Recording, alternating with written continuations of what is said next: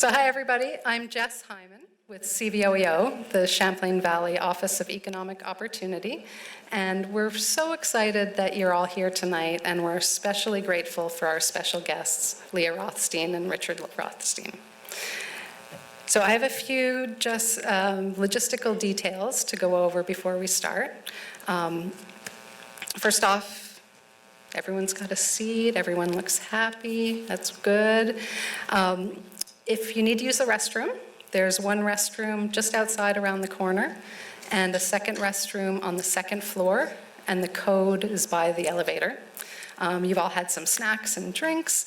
After the presentation, we'll have more snacks and drinks and a nice reception with some sweets and some delicious food and the opportunity to get your book signed by the Rothsteins and to chat with each other about what you've learned today. So this event was made possible by a lot of partners and sponsors, and I just want to take a brief moment to thank folks now. I want to especially thank the Human Rights Commission, that our wonderful partner in this work, and the organization that made this event possible. So could we have a round of applause for the Vermont Human Rights Commission?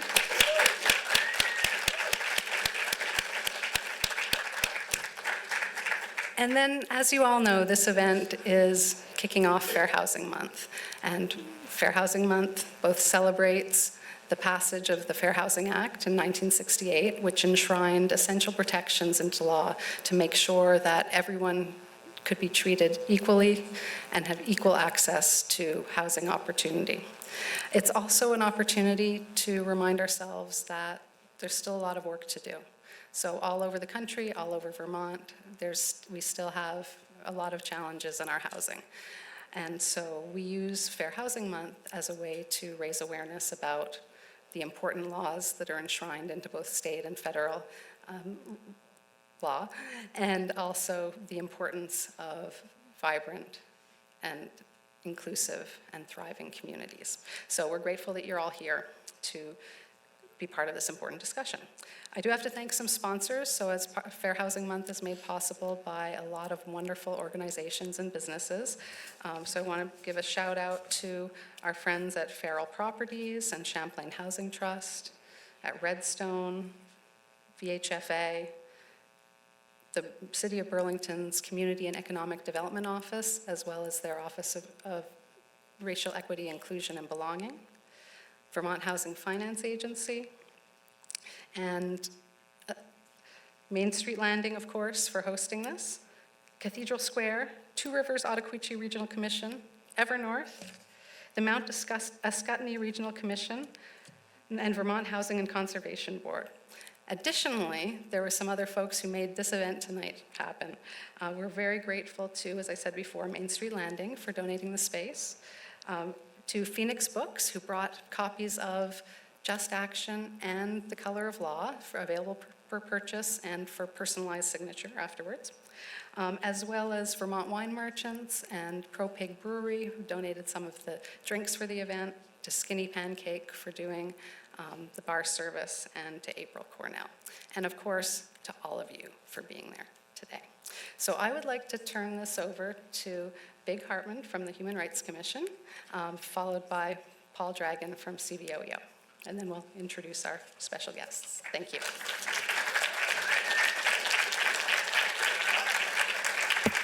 Hi, everyone. Thanks so much, Jess. I really want to thank you for all of your hard work in planning and organizing tonight. I am the Executive Director and General Counsel at the State of Vermont Human Rights Commission. I want to make sure everyone here knows that we exist. Our office works really hard every day to enforce Vermont's anti-discrimination protections. We have a small staff that does all complaint investigations under Vermont's Fair Housing and Public Accommodations Act. So if you think you might have experienced discrimination, please know that we are a resource to you. We're really inspired at our office. Our whole team is really inspired by the ideas in this book, and we can't wait to see how we can bring some of these ideas into action here in Vermont. So please reach out to us if you're excited about seeing how we can all work together to make a more just and inclusive Vermont. Thanks.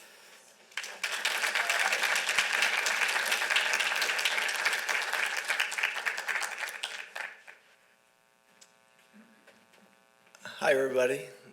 Thank you, Big. Thanks to the Human Rights Commission. Thank you, Jess.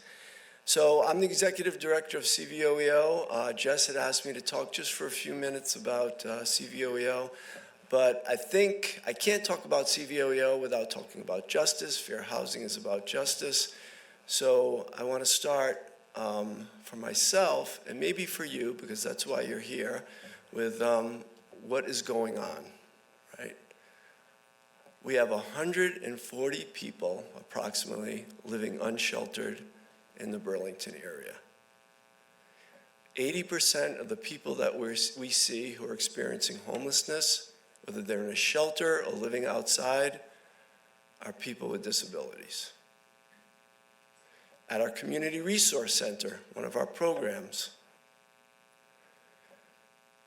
28% of the people that we see are 55 and older, and 14% are 62 and older. So what's going on? Have we forgotten to take care of our older Vermonters and people with disabilities? What's going on with our rents? They're skyrocketing. We talk a lot about rent stabilization. Last week at our winter warming shelter, we had a guy wake up every single morning, take the bus to work, and take the bus back every night. He worked 40 hours a week for 5 years, could not afford rent in Chittenden County. He is 62 years old. So what's going on? We also are in favor of just cause eviction. 3 months ago, we had a guy camping outside our Feeding Chittenden program. He had been in his apartment for 14 years, got evicted. It was not for non-payment. When our staff asked the landlord why he got evicted, he said, "I don't need to give a reason." We should expect that. That's important. So I need to know, you need to know what's going on. Our work here at CVOEO, it is all about justice, economic, environmental, racial, and social justice. Fair Housing Month is a time to recommit to justice. And on behalf of CVOEO, I want to thank you all so much for coming. And to learn more about our programs, you can see our annual report out in the lobby. So thank you so much for coming tonight.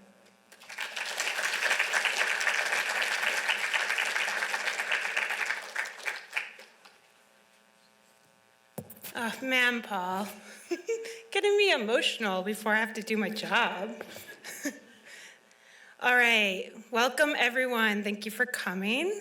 I am Corinne Yantz. I'm here with CVOEO's Fair Housing Project. And through our striving for equity work, I've collaborated with a lot of housing committees, many of the members I see here today. And and housing committees make up an influential and unique role in how we shape our regional housing policies across the state. And through our book group, we've been imagining new systems and solutions from Just Action to incorporate into our work. So it's a really incredible honor to introduce Richard and Leah Rothstein. Just Action co-author Richard Rothstein also wrote The Color of Law, which you can purchase from Phoenix Books out in our lobby. He is a distinguished fellow of economic policy and senior fellow emeritus of the Thurgood Marshall Institute of the NAACP Legal Defense Fund. He is the author of many other articles and books on race and education, which can be found on his webpage and at the Economic Policy Institute. Just Action co-author Leah Rothstein has worked on public policy and community change from the grassroots to the halls of government. She led research on reforming community corrections policy and practice to be focused on rehabilitation, not punishment. She has been consultant to nonprofit housing developers, cities and counties, redevelopment agencies, and private firms on community development and affordable housing policy, practice, and finance. Her policy work is informed by her years as a community organizer and labor organizer, working on issues such as housing, environmental justice, workforce safety, and youth leadership. So everyone please join me in welcoming Richard and Leah Rothstein.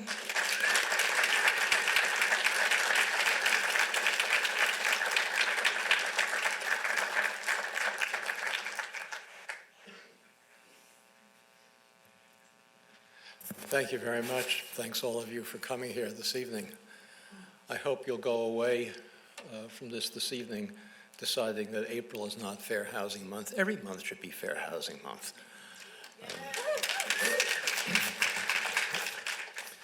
If people believed that, we could spread out our speaking around the course of the year. As you probably know, you've heard, in 2017, I published a book called The Color of Law. It was designed to demolish a widespread myth that all of us shared. I did too, before I demolished it. The idea that the reason we're a segregated society, the reason that African Americans and whites in particular live in different places in every metropolitan area of this country is something we called de facto segregation, something that just sort of happened. In fact, it happened because maybe individual landlords or homeowners wouldn't sell or rent to African Americans in white neighborhoods. Or maybe it happened because private businesses like real estate agencies or banks or insurance companies, developers, discriminated in how they carried out the purely private sector activities. Or maybe it's because, people just like to live with each other of the same race. We feel more comfortable that way. Or maybe it's just because of income differences. On average, it's not true in every case, but on average, African Americans have lower incomes than whites, and maybe they just can't afford to live in white neighborhoods. All of these individual, bigoted, but private sector, self-choice, economic differences is what caused us to be an apartheid society. And we tell ourselves that it's too bad, but what happened by accident can only unhappen by accident. It's not our responsibility to do something about it. We may wish it was different, but it's not our responsibility. Well, The Color of Law I wrote to demolish that myth. The reality is that the reason we're a segregated society is not because of private activity or self-choice or bigoted homeowners. The reason we're a segregated society is because of racially explicit, frequently written public policy by the federal, state, and local governments, all of it unconstitutional, all of it unlawful, designed to ensure that blacks and whites could not live near one another anywhere in this country. The policies that the federal government in particular, but state, local governments as well followed, were so powerful that they determined the racial segregation that we have still today and the racial inequality in so many other areas besides housing. It all comes to the segregation policies of the 20th century. I'll describe a couple of them if I have time. The most powerful one, perhaps, was a policy followed by the Federal Housing Administration and Veterans Administration in the immediate post-World War II period. Both of those agencies had a program to move the entire white working class and lower middle class population out of urban areas into single-family homes in all white suburbs from which African Americans were excluded. This was a racially explicit federal policy. At the time, we were a manufacturing economy, not like today. Then we were making things. That was the primary source of employment. And factories needed to be located near deep water ports or railroad terminals to get their parts or ship their final products. And the banks and the insurance companies that serviced those factories also needed to be located in those same downtown areas. And the people working in those factories and the banks and the insurance companies, many of them didn't have automobiles. They had to walk to work. They maybe take short streetcar rides. They all lived as well in those downtown areas. I'm not suggesting to you that every other house was of a different race, but the areas were broadly integrated. We had both blacks and whites living in much closer proximity in the mid-20th century or early 20th century that we have today. The federal government, as I said, embarked on a program to move the whites only out of those urban areas into single-family homes in all-white suburbs. The most famous of those developments, and this is the one I used in Color of Law as an example, but they exist everywhere in the country, in the Boston area, Midwest, Southeast. The most famous of them is Levittown, east of New York City. I'm sure many of you have heard of it. 17,000 homes in one place in a rural area east of New York City. The builder, William Levitt, could never assemble the capital to build that project on his own. No bank would be crazy enough to lend him the money for such an enormous project and a speculative idea that people were going to want to live outside the city. It was a new idea. The only way that Levitt, and this is true of developers all over the country, in every metropolitan area, the only way that they could build these suburbs was by going to the Federal Housing Administration and Veterans Administrations after World War II, submit their plans for the development, the architectural design of the homes, the layout of the streets, every detail, the materials they were going to use, and an explicit commitment required by the federal government never to sell a home to an African American. The federal government even required that the builders, Levitt for example, place a clause in the deed of every home prohibiting resale to African Americans or rental to African Americans. This was a federal government requirement. The Federal Housing Administration had a manual, a written manual. This wasn't the action just of rogue bureaucrats acting out their own bigoted ideas. The Federal Housing Administration had a written manual that was distributed to appraisers all over the country, whose job it was to evaluate the applications of builders for federal bank guarantees for their projects. The manual said explicitly you couldn't recommend for a federal bank guarantee a developer who is going to sell homes to black people in their white developments. The manual went so far as to say that you couldn't even recommend for a federal bank guarantee a loan to an all-white project if it was going to be located near where African Americans were living. Because in the words of the federal policy manual, that would run the risk of infiltration by inharmonious racial elements. Again, written federal policy. The notion of de facto segregation is utter nonsense.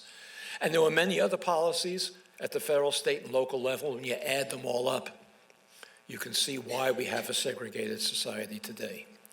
Well, using that example, let me describe for a minute why that particular policy had such an enormous impact in what we face today in this country. Those homes, Levittown, for example, or anywhere in the country, sold at the time inexpensively. They were for factory workers, lower-level bank employees. Those homes were inexpensive. They sold for about $8,000 a piece, these single-family homes, $9,000 in some cases. In today's money, inflation adjusted, that's about $100,000. These are $100,000 homes. Today, not in Levittown and not in any suburb in this country can you buy those homes for $100,000. They sell now for $200,000, $300,000, $400,000, $500,000. In some places, $1 million or more. In some places, $2 million or more. The white families who bought those homes, subsidized by the federal government with FHA or VA mortgages, didn't expect to get rich by moving to these suburbs. That wasn't their idea. It was a housing shortage. They needed a place to live. Nobody expected the homes to appreciate in that way. But in fact, they did appreciate. And the white families who bought those homes with federal subsidies used the wealth that they gained from the equity in those homes. They used it to send their children to college. They use it to take care of perhaps temporary emergencies, maybe a short-term unemployment or a medical emergency. They use it to subsidize their own retirements. And they use it to bequeath wealth to their children and grandchildren, who then had down payments for their own homes.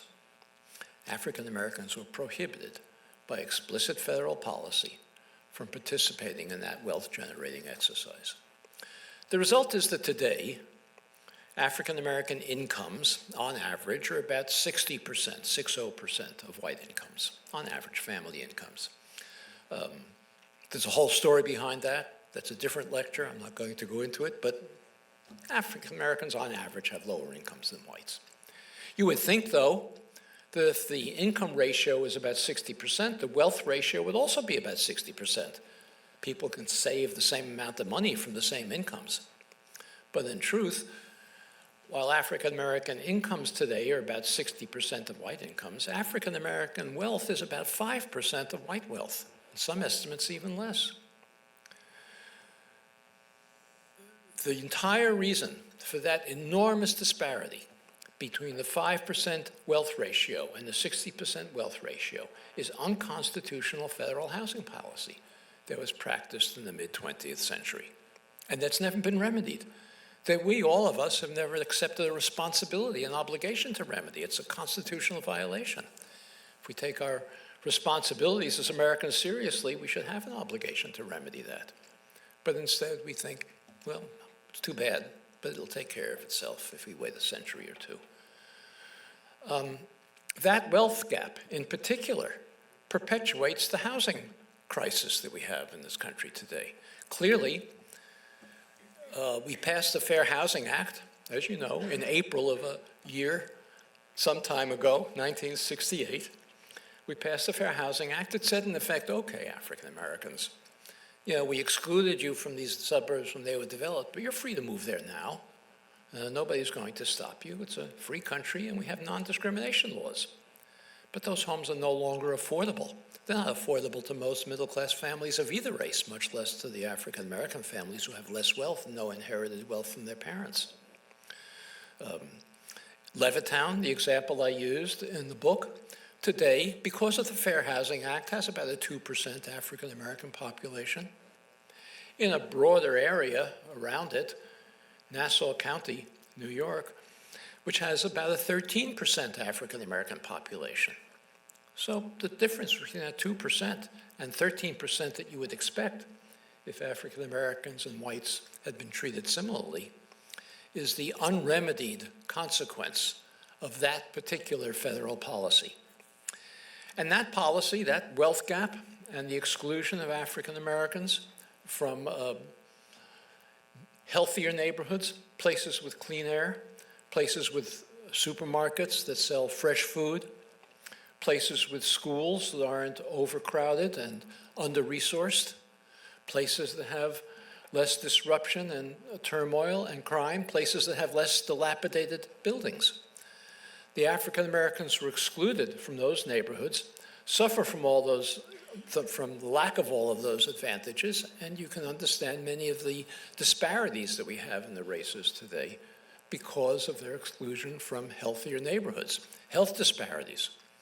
As you all know, African Americans have shorter life expectancies on average, greater rates of cardiovascular disease, largely attributable to living in less healthy neighborhoods, less healthy air, places where certainly sometimes by requirement of local zoning laws, places where polluting industries are located. African Americans send their children to school with disabilities, health challenges that impede their ability to learn. I used to be an education columnist. That's how I really got into this field, is thinking about public education. And I remember writing one column about asthma. You may not know this, but asthma,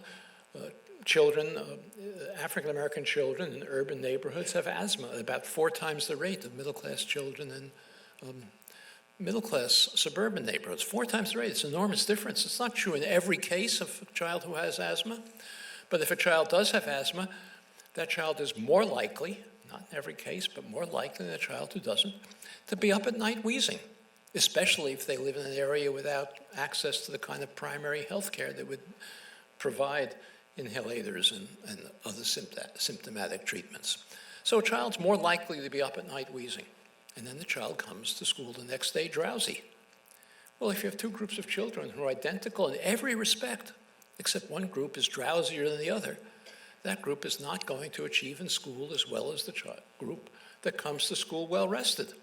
And you go through example after example of these kinds of challenges. Lead poisoning, something I'm sure you've read about, has a measurable impact on IQ, much more prevalent in neighborhoods where buildings are dilapidated, where there's dust in the environment, where diesel trucks are driving past children's homes. Lead poisoning, no matter how much we wish it were otherwise, impedes cognitive development, causes the achievement gap in part. Begin to add all of these up, and pretty much you've explained what we call the achievement gap in education, all because African Americans are concentrated in neighborhoods of greater disadvantage. We spent a lot of time in the last few years talking about police abuse of African Americans. How could it be otherwise if we concentrate the most disadvantaged young men in single neighborhoods where they have no access to good jobs, no access to transportation to get to those jobs, no access to schools that aren't overwhelmed with the social and economic problems of their children? It's inevitable that the police and they are going to engage in confrontations, leading to the kinds of tragedies as well as the more routine excess imprisonment that a young African American face. That's also attributable to the concentration of black people in neighborhoods where they are in effect locked in and have been and were prohibited at a time when they could have left to leave. Well, I'll give one other example of a federal policy that imposed segregation in this society. Public housing, something we all, I think we understand, but don't. We think public housing is a place where poor people live. That's what I thought before I began to do this research. It's not how public housing began in this country. There was no civilian public housing before the 1930s, the New Deal of Franklin Roosevelt during the Depression. Public housing was started during the New Deal by the federal government, not for the poor, but for working families who could pay full rent. It wasn't subsidized. We had public housing for people paying full rent. The reason we built it was because we had an enormous housing shortage in the Depression. No construction was going on. But everywhere that the federal government built public housing, it segregated it. Separate projects for whites, separate projects for African Americans, frequently creating segregation in those downtown neighborhoods that I was talking about before, where blacks and whites were living in reasonably the same areas. In The Color of Law, I refer to the autobiography of the great African-American poet, novelist, playwright, Langston Hughes. Some of you, I hope all of you, have heard of him. Some of you may have read him. He wrote in his autobiography how he grew up in an integrated downtown Cleveland neighborhood, Cleveland, Ohio. We don't think of downtown Cleveland, Ohio as being an integrated place. He said his best friend in high school was Polish. He said he dated a Jewish girl in high school. This was an integrated neighborhood, an integrated school he went to, an integrated neighborhood. Well, the Public Works Administration, the first New Deal agency, went into that neighborhood, demolished housing, and built two separate projects, one for whites, one for African Americans, creating segregation where it hadn't previously existed, and then reinforcing it with other segregated projects that created the segregated Cleveland that we know today. When I was a young man in the mid-1960s, I was a research assistant for the Chicago Urban League. I worked on a lawsuit that civil rights advocates had filed against the Chicago Housing Authority and the Chicago City Council for the fact that they were placing public housing projects for whites in white neighborhoods and public housing projects for African Americans in black neighborhoods. This was in the 1960s. This is what the federal government and local public housing authorities were doing, reinforcing whatever segregated patterns had otherwise grown up at that time in those cities. This was in Chicago. So when I began to work on this book, The Color of Law, perhaps 10 years ago, 10 or 15 years ago, that came back to my mind, this experience I had 50 years earlier of working on this lawsuit. And for those of you who know housing policy, you'll know it was, oh, come on, you can walk.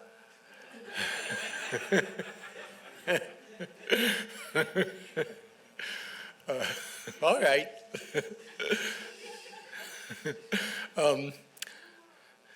I was talking about the Gautreaux suit, is what it's called, G-A-U-T-R-E-A-U-X. Some of you may be familiar with it.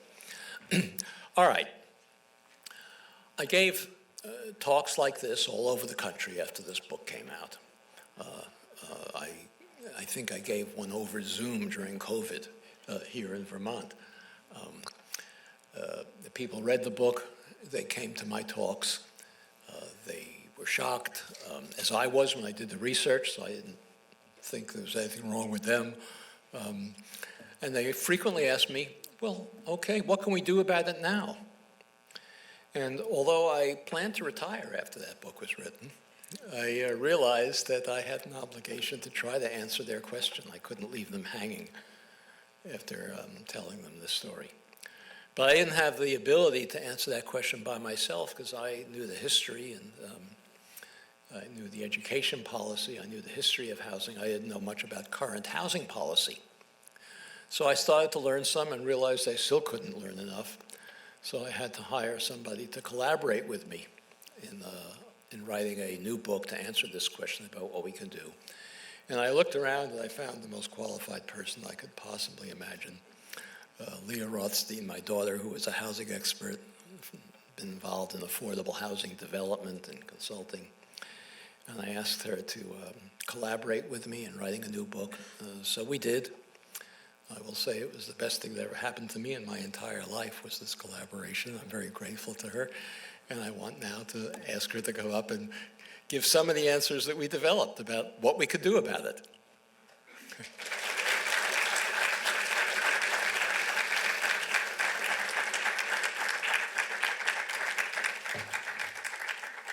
Hi, good evening. All right, thank you all for being here. It's great to see such a good crowd on a Monday night. So I'm going to pick up where my dad left off and hopefully get to a little bit more of the hopeful, action-oriented, where do we go from here, how can we make an impact on these issues. Hope to leave you feeling hopeful and activated and excited. So that's where we're going.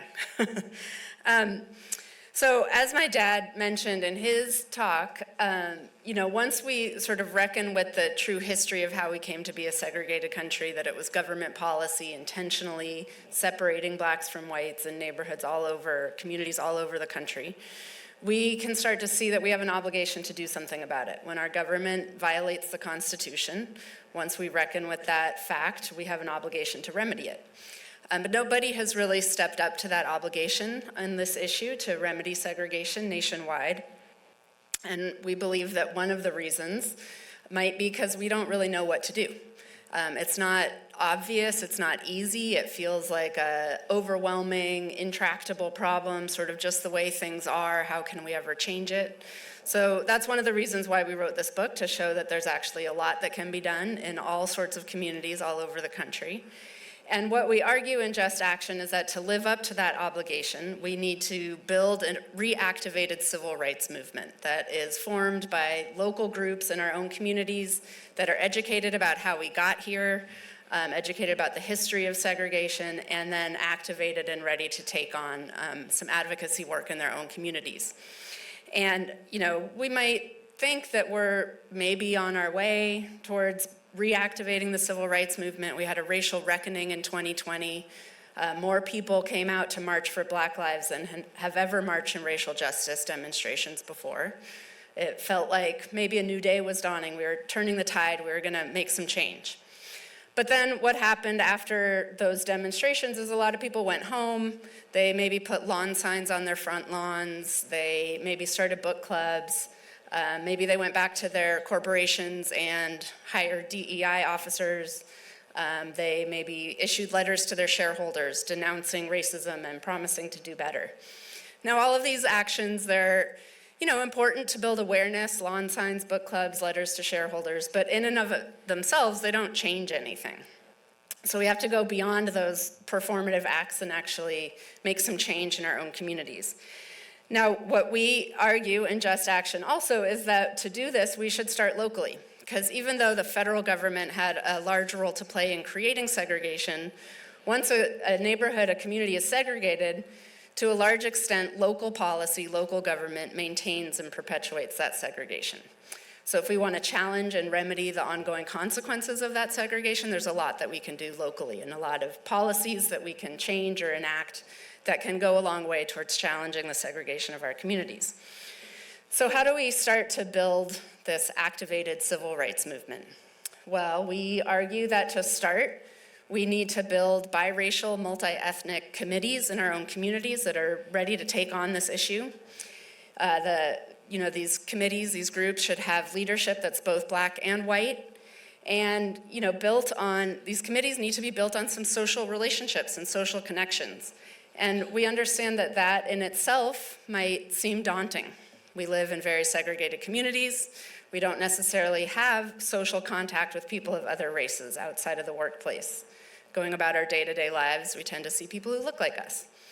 So we wanted to show that it might seem daunting, but it's not impossible. There's a lot of examples out there that we wrote about and that are continuing to happen of communities, groups that have taken some intentional steps to bring people together from segregated neighborhoods in their own cities and start to build these social connections and social relationships. So one example we wrote about is from Chicago. This project was started by an artist named Tanika Johnson. She's a photographer. And she took the unique layout of Chicago, which is laid out in a perfect grid. So when you fold the map in half, the north side and the south side of the same street, and the houses with the same house numbers sit perfectly on top of each other. The north side of Chicago is almost all white, the south side mostly African American. So she folded the map in half. It's called the Folded Map Project, and called the houses that sit perfectly on top of each other map twins. And she went and photographed the houses, the map twin houses, and she did an exhibit to show, these houses aren't that different, but they exist in a very different context because of the ongoing consequences of the segregation of Chicago. And then she went a step further and she introduced herself. She knocked on the doors of the map twin houses and introduced herself to the residents and asked if they wanted to take part in her project. And many of them said yes. And to be a part of the Map Twin project, they agreed to meet their map twin and tour each other's neighborhoods and get together over a certain amount of time. And many people who participated in this project, they had lived in Chicago their whole lives and had never known someone from the other side of town or been to the other side of town. They started to develop relationships, learned that they weren't all that different, learned a little bit about how different their neighborhoods were, and then they went on to form block twin groups and do some neighborhood beautification efforts, and this program is just the relationships are expanding and ongoing. Now, Tanika she's a photographer. She's also sort of an organizer, but mostly a photographer.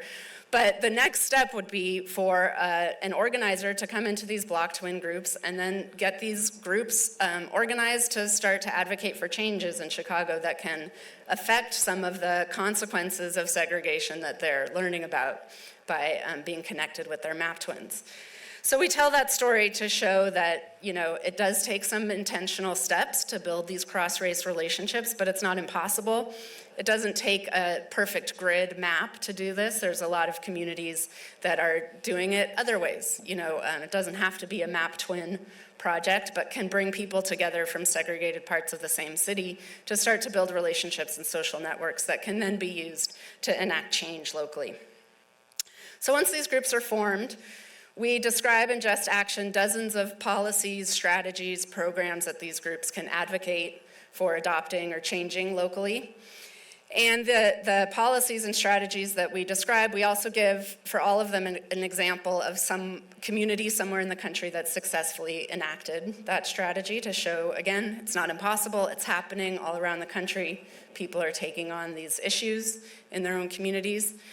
And then the strategies and policies that we discuss, they do two things. They look to the future to ensure that we don't continue to perpetuate and maintain segregation going forward, so changing the policies we have to change to ensure that we don't do that.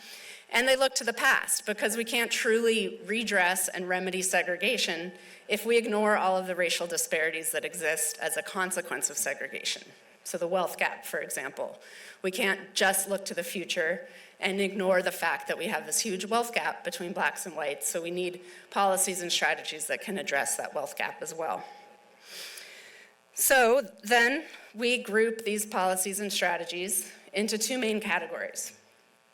The first category are what are called place-based strategies. And these are strategies and policies that are concerned with increasing investments in lower income, segregated, predominantly African American communities, where the concentration of poverty is a direct result of government-sponsored segregation. So if we want to remedy the consequences of that segregation, we want to make those neighborhoods what are called areas of higher opportunity. We want residents there to have access to opportunity, to jobs, to clean air, grocery stores, well-resourced public schools. So we want to increase investments there. Now, we also understand when you increase investments in lower income communities, oftentimes what happens? Gentrification occurs. People with higher incomes want to move in, they drive up the housing costs, and the longtime residents are displaced. I'm running out of breath, I'm gonna just take a breath. So we want to couple these increased investment strategies with anti-displacement strategies to prevent some of the displacement that can occur when gentrification happens. So some strategies that fall into this category include, like was mentioned earlier, just cause eviction ordinances that protect renters from unjust evictions, rent regulations to protect renters from rapidly increasing rents, because oftentimes when a community is gentrifying, landlords will find reasons,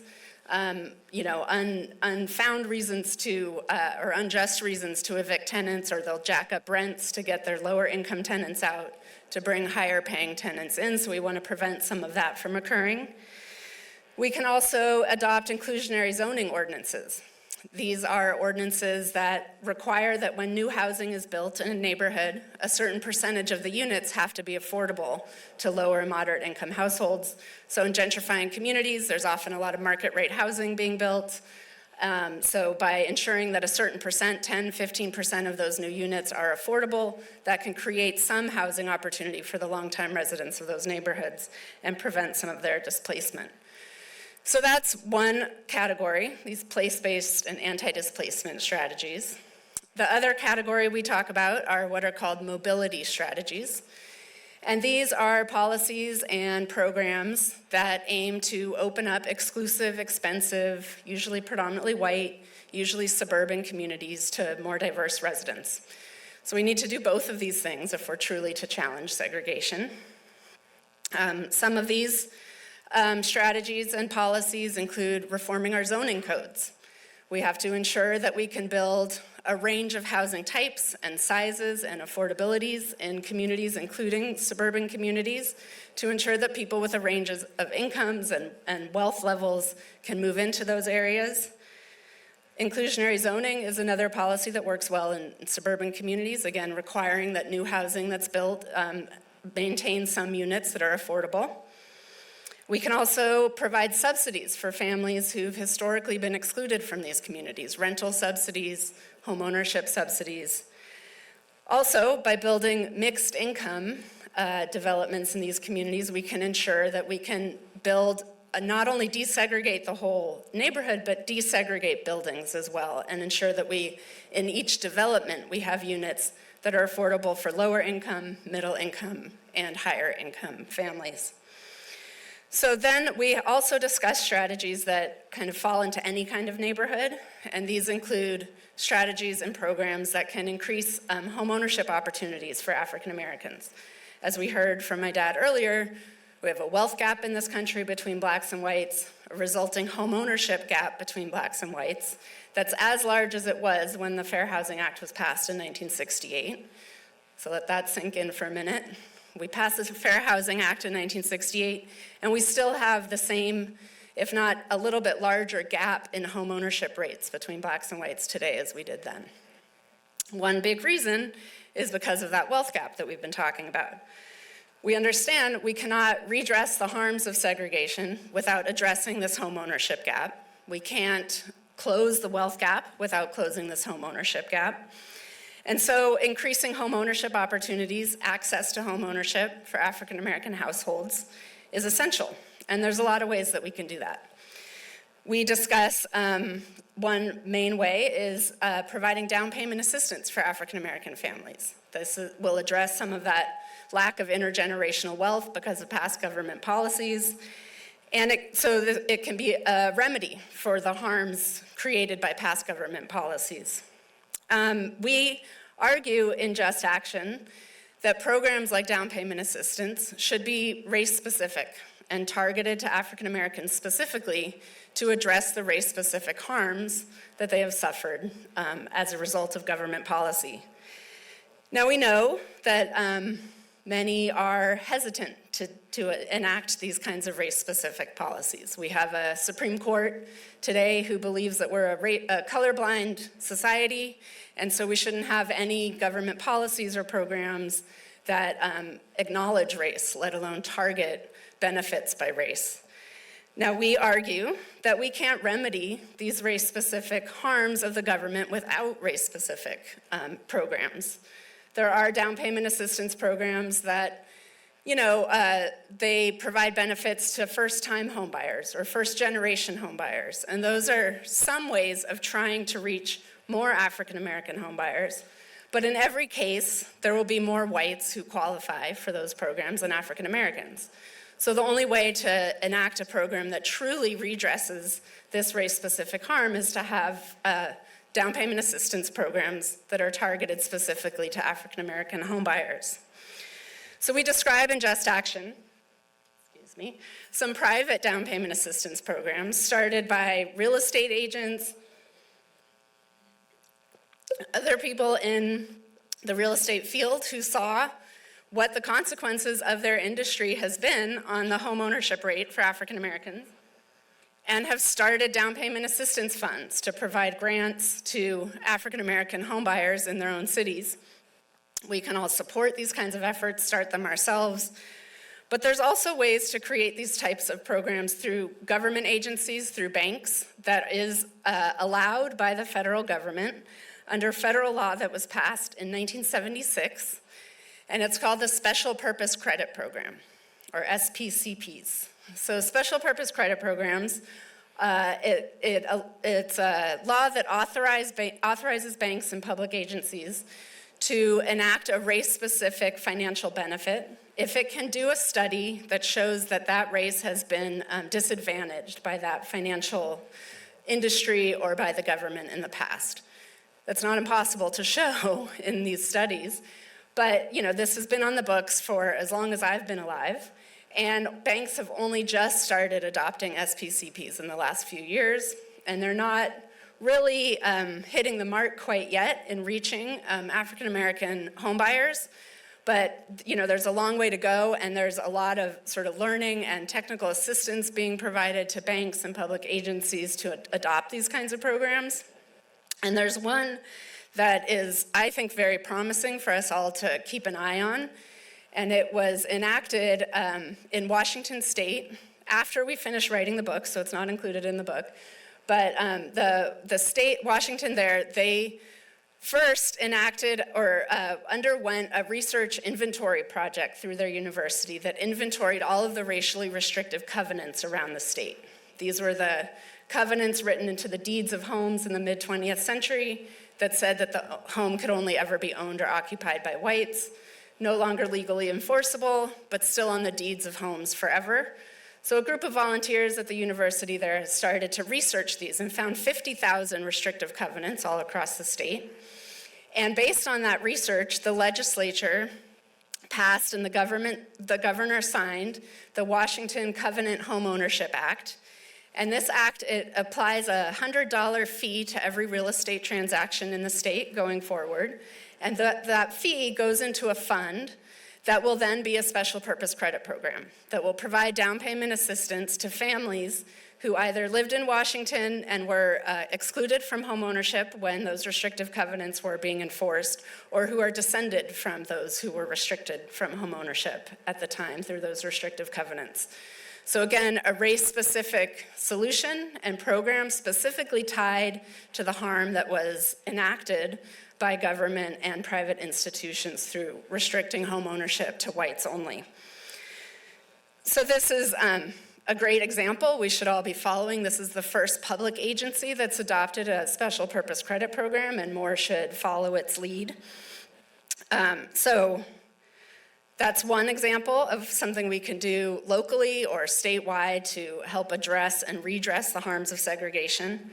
Another important strategy for opening up exclusive, expensive, predominantly white communities to more diverse residents, like I mentioned, is zoning changes.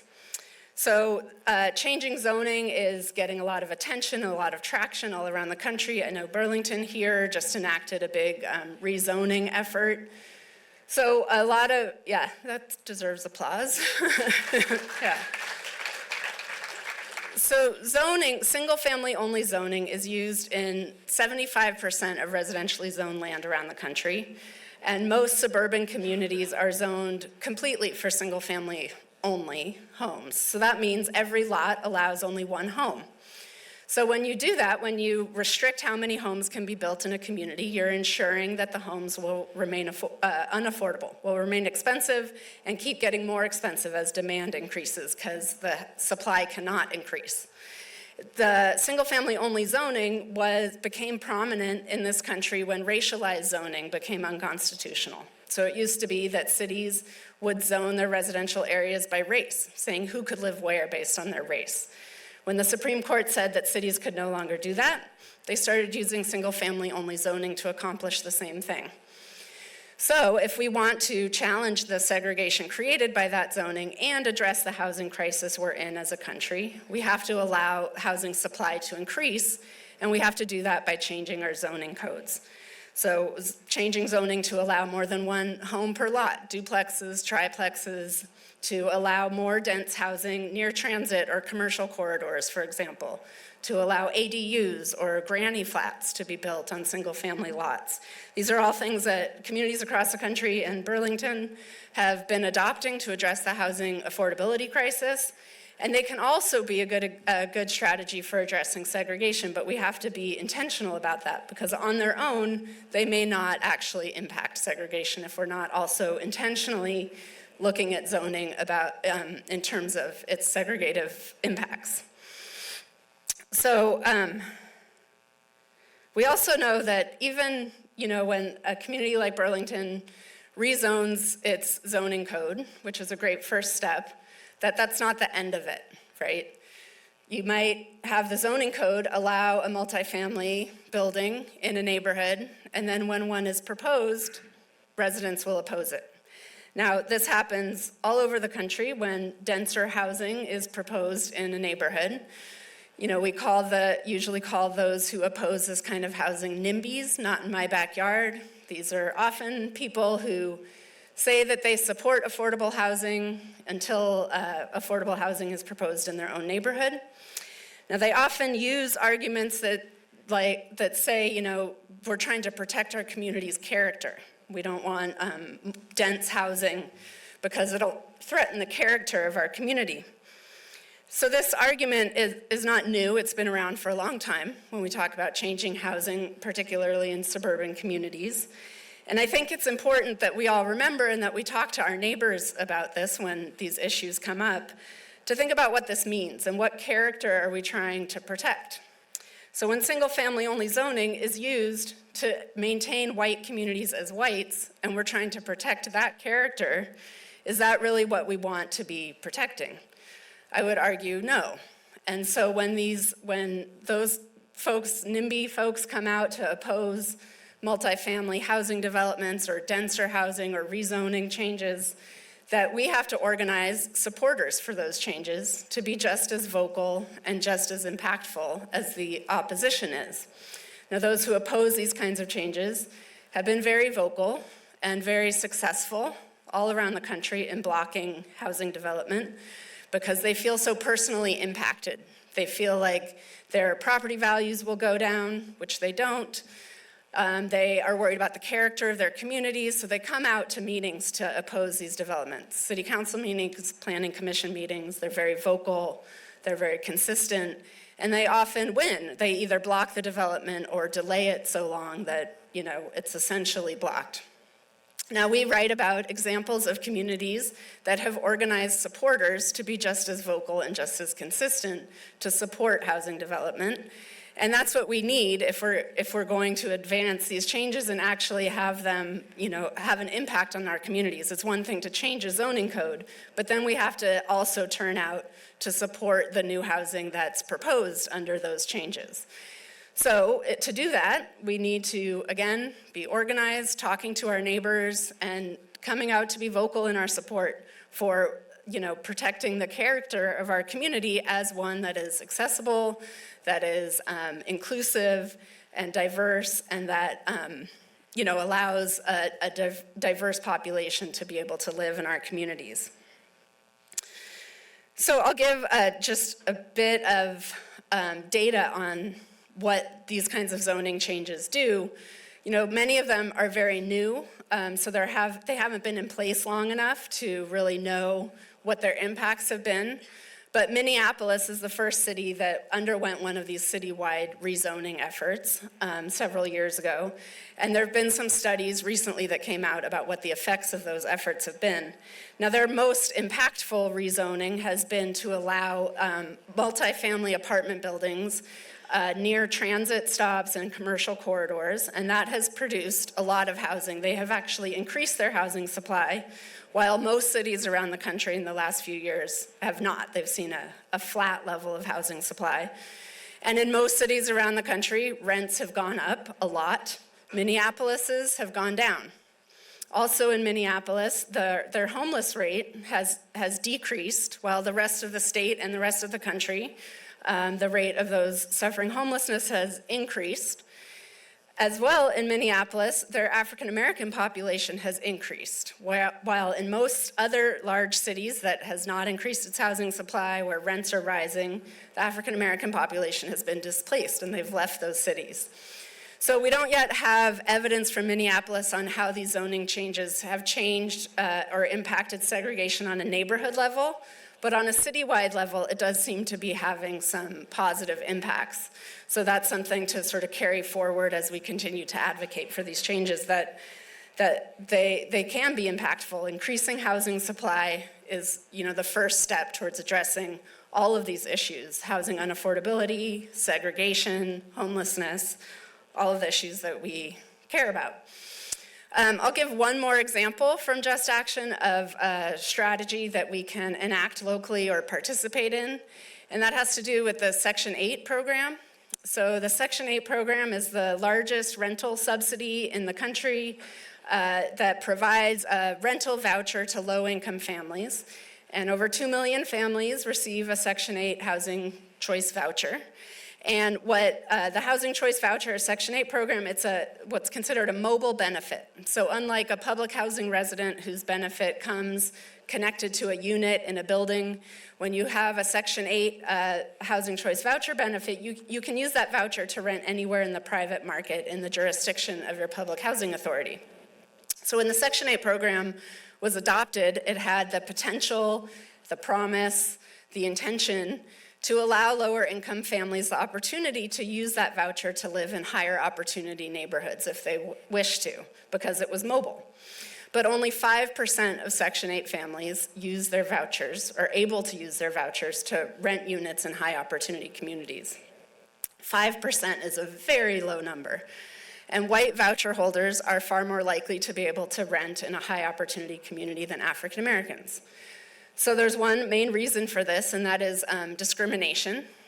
Discrimination against tenants who use Section 8 to pay their rent is an allowed form of discrimination on the federal level. But on the local level, many cities and states have adopted what are called source of income discrimination ordinances, and Vermont has a statewide ordinance, I believe. And so here in this state, it is not legal to discriminate against a tenant who uses Section 8 to pay their rent. But as many of us in this room know, just saying that it's not allowed doesn't mean it doesn't happen. I'm sure, just like every other community that has a source of income discrimination law, I'm sure here as well, discrimination still occurs. And so the best way, the really only way to really know where discrimination is happening so that we can enforce the law and stop that discrimination is through what are called paired testing programs. And that is when a fair housing center, a local civil rights agency here in Vermont, I believe it's Vermont Legal Aid that does this work, and the Human Rights Commission may start to soon. They run these paired testing programs where they send potential tenants to inquire about a unit that's listed as for rent. Some say they use Section 8 to pay their rent, some say they don't if you're testing for Section 8 discrimination. And you can see how the people are treated, and if they're treated differently, that's the only way we can really know where discrimination is happening. Now, these programs, they often need volunteers or participants to be testers. So that's a way individually we can participate in solutions that can really impact the opportunity for those on Section 8 to be able to live in any community that they want to live in. So I would encourage you to look into opportunities to do that if you're interested in doing that. And there's also other ways, if you know people who own units, who are landlords, talk to them about how they feel about renting to Section 8 tenants and maybe help dispel some of the myths that are out there about what it's like to rent to Section 8 tenants. We talk to a lot of landlords who prefer their tenants to have Section 8 because those tenants are more stable, they take better care of their property. So there's a lot of things we can do to help open up opportunity for these folks to live in higher opportunity communities, and that's something that can go a long way towards desegregating those communities as well. So those are a few examples that are from Just Action and beyond, because things are always constantly changing in these issues, and new changes are being adopted, new groups are having victories. We're continuing to write about those issues in a Substack column that you can subscribe to for free. It's justaction.substack.com. And I hope that what comes across from the few examples I've given and from our book and from our Substack column is that there's, segregation might feel overwhelming, might feel intractable, but there's actually so much that we can do that can have an impact. And, we're mistaken if we think that there's one perfect answer, one action we can take, one policy we can adopt that will fix this or have the biggest impact. It's really going to take a lot of smaller changes, just like a lot of smaller policies and actions went into creating segregation. It's going to take a lot to undo it. And so we don't lack for ideas or opportunities, and we just need to get started on working on them. So thank you so much for listening, and I believe we will take some questions now.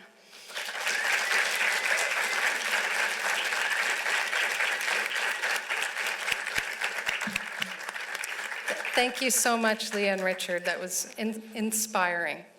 And a quick plug, if you want, before we move to the questions, if you want to get more involved on a local or statewide level, I really encourage you to connect with the Housing and Homelessness Alliance of Vermont.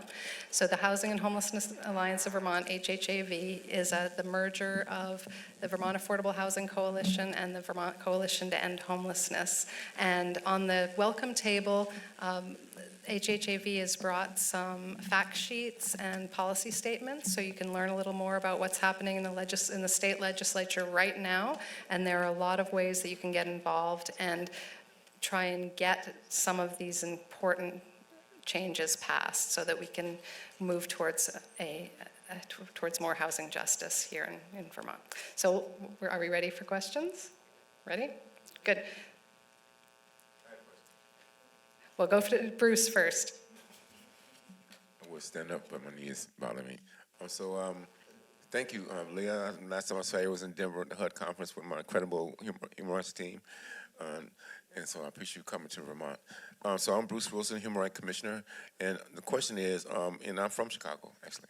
And so the question is, I know you, a lot of organizations in the HUD and places like that are doing the down payments, helping with the down payments for housing. So the thing is, me living in Vermont, since '89, and me living in Chicago, the demographics is different, and the individuals of African Americans or people who look like POC or BIPOC people, it's hard to, you might get the loan, we might get the free voucher, whatever it is, but we still cannot live out of the area that we live in. The economically challenge is that's what it is, an economic challenge, because we still making the same amount of money that we've been making under other people, white people especially, and so the problem is still like we get some assistance, but we only can move in an area that we live in, and so in some of those areas could be also economically challenged, high risk, blighted, and so how are we really getting better? Well, there's a lot of, the down payment assistance is one piece of the puzzle. There's a lot of pieces that go into sort of addressing all of the obstacles to home ownership in all kinds of communities. So down payment assistance to bring down the cost of the house so that, your income is enough to cover a mortgage. There's also building housing that is smaller, allowing more dense housing can provide, houses that aren't one home on a huge lot that tend to be very, very expensive by rezoning to allow a more diverse housing type to exist in a community. There's a larger range of affordability, so bringing down the cost of housing by increasing supply. There's also, and I didn't have time to get into many examples, but reforming the credit scoring system is another piece of the puzzle that would allow African Americans sort of access to better mortgages so the credit scoring system is, we think of it as an objective rating of our future likelihood of being able to repay a debt. It's based on your financial history. If you've not defaulted in the past, they think you're a good candidate for a mortgage. You have a higher credit score, you're then qualified for a mortgage, and if it's high enough, you can get a good interest rate. But how the credit scoring system works is it only factors in a certain type of financial history, and it's a type of financial history that whites are far more likely to have than African Americans, not because they're worse candidates for a mortgage, but because African Americans tend to live in neighborhoods that don't have bank branches. And they may rely on non-traditional financial institutions like payday lenders. Even if you pay back a loan from a payday lender in full on time, that financial history isn't factored into a credit score. If you've been a renter your whole life, never missed a rent payment, that financial history isn't factored into a credit score.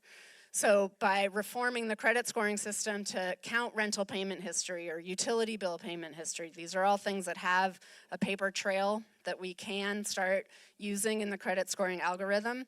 That goes a long way towards opening up credit access for African Americans, and that can help open up mortgage access and bring down the cost of a mortgage by bringing down the interest rate. So there's a lot of pieces to the puzzle, but I appreciate that question because it's complicated and it's a puzzle.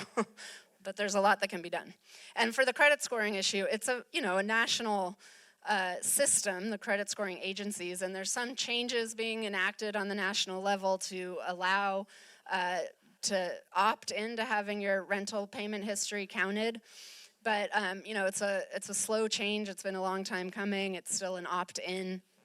And while we're waiting for that to become the law of the land, we can advocate that our local financial institutions start factoring rental payment history into their own credit scoring algorithms for calculating mortgage eligibility. And many do that. Local bank branches, credit unions have adjusted their own credit scoring rating system to count rental payment history. So that's something we can do, advocate locally for those changes.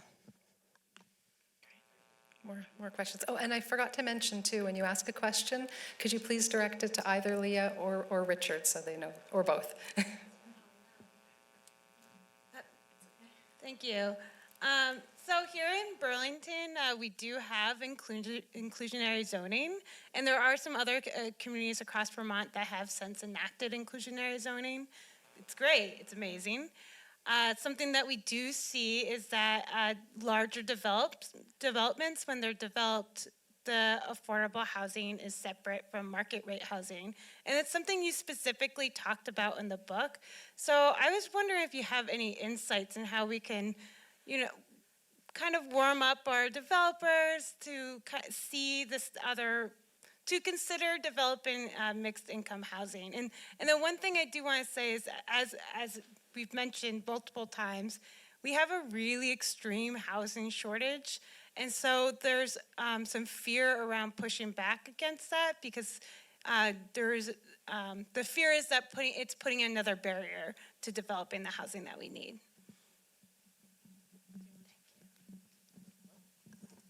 Was that a question, or? Yeah. Well, it all starts with the way Leah started, and that is, without a popular movement that's going to demand change, it won't happen just from policymakers and public policy institutes and public agencies. It won't start there unless there's a popular movement, people getting together the way that Leah talked about at the very beginning of her talk, blacks and whites and others together, demanding these kinds of policies. They won't happen. And I think that's the way we do it. It's the only way to do it. And some things they can demand around this is ensuring that the inclusionary policy doesn't have too many loopholes or sort of opt-outs, like building the affordable units off-site or paying a fee instead of building the units. So having a strong inclusionary ordinance that's based on a study that can show what level of inclusionary requirement would make a developer not build that development. And that is a doable economic feasibility study. And so developers, when facing an inclusionary ordinance, will always say, well, this will stop, we won't build, it's too expensive. And you can do the numbers and calculate at what point it will be too expensive and ensure you don't set the inclusionary requirements too high. And then they'll still build if they can make some money off of it. So having sort of a smartly crafted inclusionary ordinances is really important. Hi, I'm with the City of Burlington. My name is Pikyo Manivan, and I do have a focus in housing, so I really appreciate you both coming here and really sharing the ideas that you have in policy and both action. My question is, have you seen any municipalities use abatement, like tax abatement, for programs? And also, in addition, I believe there's some mortgages that still deter people from renting to low income. Is that something that is something that you've seen across other mortgages? And is that something that we should be considering to really fight against? Well, I'll give you one example of in Just Action. We actually focus on, and this is a weird coincidence, we focus on two banks that were there was a community action against them. People were organizing, there were demonstrations in front of them. We have photographs of the demonstrations in front of these banks. Members of these community organizations went to the stockholders' meetings of the banks and protested their policies. The policy they were protesting was both of these banks were issuing mortgages to multi-unit building owners whose mortgages penciled out only if they pushed out existing residents and rented to higher income residents at higher prices. So the banks, in effect, were creating a financial requirement that gentrification take place and that that existing residents would have to be pushed out. Well, I don't know if every bank is doing this. Oh, I said it was a weird coincidence. We didn't know this when we wrote the book. Nobody did. But the two banks that we featured were Republic Bank and Signature Bank.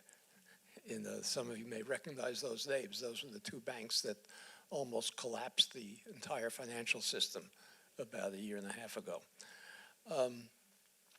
But a community organization should be monitoring the kinds of mortgages that every bank in their community is issuing, and whether it's doing that kind of thing to issue mortgages to landlords who can only pay back their mortgages if they have an income stream with higher paying tenants. Hi, thank you so much. My name is Julia. I'm a community planner at a local firm here, and I often work with Vermont communities on rezoning efforts, efforts to increase missing middle housing and just generally expand housing opportunity. And something I run into frequently is planning commissions and community members are really hesitant to accept changes that would allow taller building heights. And to them, tall is 3 or 4 stories. And it's something that I've always struggled to understand because there's this wonderful mural that's in the Echo Museum just around the corner here, and there's a similar one at City Market, the grocery store here, that shows a vista, landscape. If you looked at it and asked anyone here, what is that supposed to depict, they would say, oh, that's Vermont. That's a cute little town of Vermont. And guess how many stories are in that little town there? 4 stories. So I just always struggle to understand when I hear from folks that they are really hesitant to accept something with 4 stories. And I'm wondering if either of you have come across anything in your research about where that fear or hesitancy around taller buildings has come from. And I've looked into it a little bit, but haven't really found anything. And I'm curious if there's any relationship between the negative association that we've been taught to have with public housing, if there's any relationship there. So just wondering if you've come across anything about that and any talking points that you might suggest to talk with folks about building heights, because personally I think people get scared of the number, but they don't actually know the exact height that they're talking about, and something that's 4 stories can still be human scaled and neighborhood scale. Well, one of the problems that we have, and I'm coming back to the same point again, is that opponents of greater density, not exorbitant density, but the kind that you're talking about, are much more vocal and organized than supporters. Leah mentioned that we have a Substack column, and we write about things that we've learned about since the book was published. Well, Leah wrote a column a month or 2 ago, maybe a couple of months now, about a while ago. I can't count that high anymore, but it was a while ago. But they're all these columns are available. They're for free. We don't charge for the column. And if you just sign up for it, you can find the column. I'll describe it to you. It was a suburban community in south of San Francisco, very wealthy community, all white, which couldn't retain its education staff, its teachers, its education staff, because nobody could afford to live near the community where they worked. And so they had a 30% teacher turnover every year. So the school district, which had empty land, proposed to build multi-unit housing. I don't know how many stories it was, but it was more than the single-family zoning that the entire community was zoned for. And there was a group that educated itself about the history of segregation and decided they were going to do something about it. They called them, the name of the community was Menlo Park. I don't know if any of you are familiar with the San Francisco area, very wealthy community, and they called themselves Menlo Together. And when the school district proposed to build this development on vacant land that it had, a group of people who lived in the community put an initiative on the ballot that would prohibit any change in the single-family zoning of the community without a referendum vote. In effect, expecting that this would end the desire to build this housing. And Menlo Together organized, and they went door to door in the community, knocking on doors, educating people about, do they really want to live in a community that excludes people the way it does? Wouldn't they prefer to live in a more interesting, diverse community? They went door to door, and in this community of all white, single-family home, very, very rich people, they defeated the referendum. And we're going to be reporting on this as it develops. The builder is now going ahead, getting approval for the designs of the project to do it. So that's what it takes. The opposition to 4 stories, it's just an excuse. If that weren't an excuse, the character of the community would change. There's another one that you hear all the time, as well as the blatantly racial ones, like this will bring crime to our community, or we can't afford to house all the additional students that will result. There'll be one excuse after another. But the only way to resist it is to organize your neighbors. And Leah mentioned this before. There were 20 million people who participated in Black Lives Matter demonstrations in 2020. 20 million. It was the largest outpouring of racial justice in this country's history. And they were both black and white. They were middle class and lower income. They were suburban and urban. There's an enormous potential. There's enormous untapped support for solving this problem, if only people get off their duffs and start to do it. And it has to be at a local. Wasn't I allowed to say that? Oh, okay, all right. It can't be done just by local officials. They've got to have pressure from below in order to make these kinds of things happen.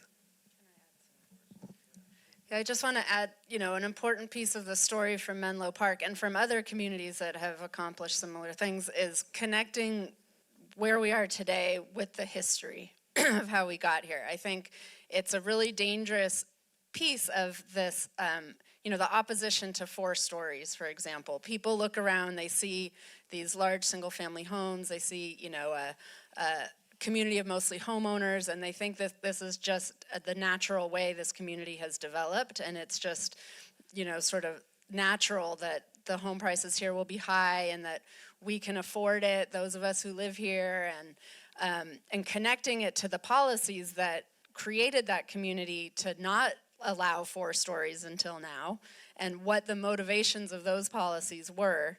And that's how we can start to build the support for changing the policies that have created the current context we live in, because many of the motivations behind those were exclusionary, trying to keep other people out, trying to keep people with lower incomes out of our communities. And once we recognize that, and this is what the Menlo Together folks did, they went around the community doing these trainings about the history of housing policy and segregation in their region.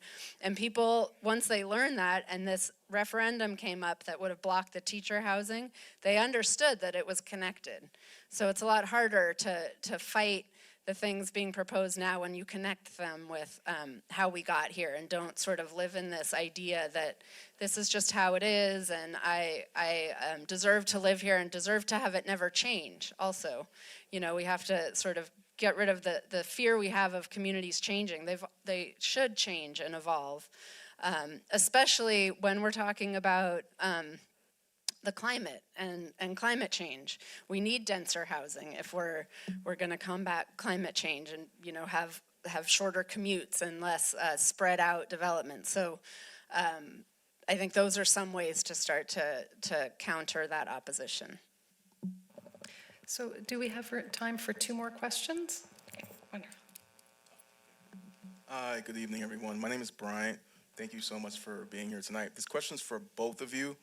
For the life of me, and I've always been pondering this, and I think I may have a reason, but I want to get your opinion. Based on your networking and traveling, what's the reason that you've heard of, even when both the House and the Senate and the President all belong to the same party, why source of income public assistance isn't part of the federal protected classes for housing discrimination?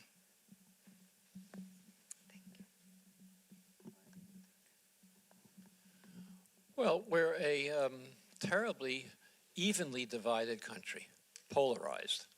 And as I said before, we underestimate the half that supports these policies and only hear the noise that's made by the opponents. But the reason we can't enact these policies is because, well, there are several. One is there's a filibuster in the Senate, which means that even though Democrats may control the Senate, they can't get anything passed unless they have a 2/3 majority.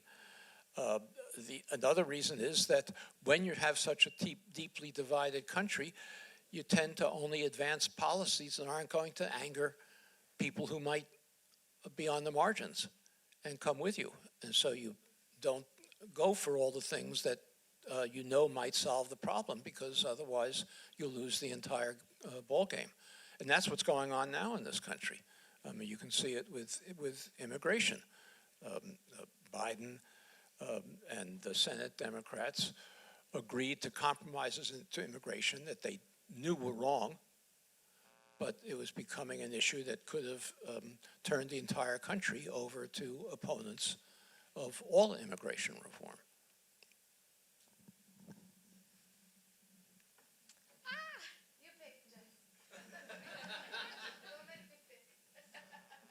Well, maybe Leah and Richard can pick. Maybe we can squeeze in 2 more questions if they're quick? Okay.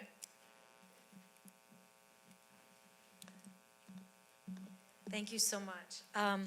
I want to quickly reiterate how grateful we are to have you here and to the organizers for setting this up. My question is about, I guess it's for Leah, it's about the language that you choose to use in discussing these matters. So earlier when you were presenting, you mentioned that when we were looking at things like covenants, it's really important that those things that are going to allow access and opportunity for Black people, for example, that we have to follow through on the next steps in order to make sure those things will happen. And I fully get and support all of that. I was wondering, though, about using words like allow Black people to have those access and opportunity. And I wonder if there's a reason that type of wording is chosen, only because for me it sort of feels like it brings up this notion that there's a group of people who have to have all the power and have to grant the allow, versus saying that these groups of people are finally going to get the rights that they should have had all along. Do you know what I mean? The power dynamic structures. Yeah, I think what I intended to convey was the latter, what you said. Not, if I said allow, that's not exactly what I meant. I mean, open up access to what they should have access to, and address all of and redress, talking about the language we use the term redress to not only challenge the segregation that exists, but to remedy the impacts of it. So to do that, we need to take some extra steps, not just open up access, but then provide benefits and programs and subsidies and everything to address the disparities, the unequal playing field that we have now. Thank you for that question. So we have time for one more question, and I know there are more questions out there, but just know that you can talk with Leah and Richard when they're signing your books in just a few minutes. Yes, and hopefully on a hopeful note, a question regarding income disparity initiatives. Are you familiar with the initiative that the Vermont State Treasurer is promoting right now of baby bonds, something that's already been implemented in DC and Connecticut? And if you are, could you talk about what your opinion is of that and how we can make that actionable in this state? Yeah, I don't know about the Vermont proposal. I do know about baby bonds. It's not my expertise or what we write about, but I think it's a great program, and it's, we need what we say in Just Action is, yes, we need these income policies to address the income gap and to address income disparities. It's sort of beyond the scope of our book, and many of them are federal policies, and we're really very focused on local policies around housing and residential segregation, specifically linked to the crimes that the government committed in those aspects. But baby bonds, I think the same way we advocate for changes on all of these issues is we get together, we form groups, we show up at meetings, we call our council people, we elect the people that will pass these types of programs. And I think it's great that that's being proposed here. Well, thank you both so much.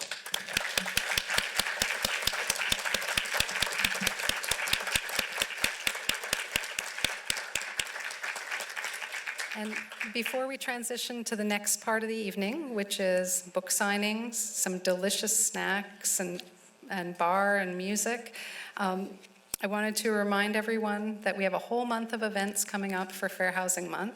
go to fairhousingmonthvt.org, and there are community events, there are art events right here in Burlington, just a few blocks away where our new mayor is being inaugurated tonight. There's an amazing art exhibit curated by Art So Wonderful. And there's some beautiful art that shows what home and community means. So I encourage you to take a peek at that. And before we wrap up, I'd like to pass it to Michael Monte from Champlain Housing Trust to close out this part of the evening. And then I invite everyone to come into the lobby. Thank you. I am keenly aware that I am keeping you from snacks. And let me just say, I missed a presentation, but I've heard both of you before when you made presentations to the NeighborWorks groups in various settings, I think last year or 2 years ago at Hudson. And so both of those presentations were great for so many nonprofit organizations to be able to hear what was happening. Let me just say that CHT had read 2 books somewhere about 6 or 7 years ago. One was Evicted, which is a stunning book in terms of its impact on people. And the other one was The Color of Law. Both books opened our eyes to what really needed to be done and made us examine what we were doing in terms of our own programs and policies, made us think about what we had to do to make sure that housing stayed a human right, made us challenge ourselves and to look at the data that we produce, the information, the housing that we create, to make sure that people really had full access to the housing resources that we do. So those are 2 important books. Thank you for Just Action. As a follow-up, I was disappointed in your book that you didn't tell us what to do, and I'm really glad that she followed up. Thank you, and thank you for CVOEO leading this, and we're very happy to be sponsoring and supporting fair housing. And just remember, don't mourn, organize. Housing is a human right.